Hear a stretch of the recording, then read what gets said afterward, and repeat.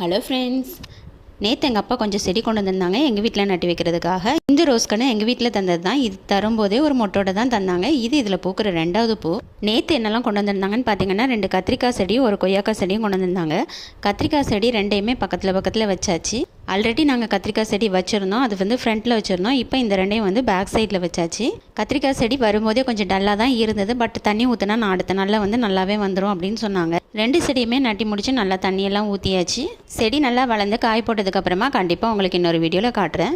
அடுத்ததாக கொய்யாக்காய் செடியை நட்ட ஆரம்பிச்சாச்சு. கொய்யாக்காய் செடி எங்கள் வீட்டில் ஆல்ரெடி இருக்குது. ஆனால் அதோட இலைகளில் வந்து ஒரு மாதிரி கருப்பு கலரில் வந்து மாவு மாதிரியான ஒரு மாதிரி ஃபார்மேஷன் வந்து இருக்குது.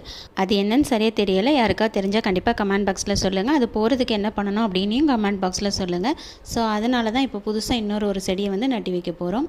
கொய்யாக்காய் செடி கொஞ்சம் ஃப்ரெஷ்ஷாக தான் இருந்தது. கத்திரிக்காய் செடி தான் என்னை அங்கேருந்து கூட்டிகிட்டு வந்துட்டீங்களே அப்படிங்கிற மாதிரி ஃபீலிங்கோடு இருந்தது. 2 செடியும் சூப்பராக நட்டி முடிச்சாச்சு. வீடியோ பிடிச்சிருந்தா லைக் பண்ணி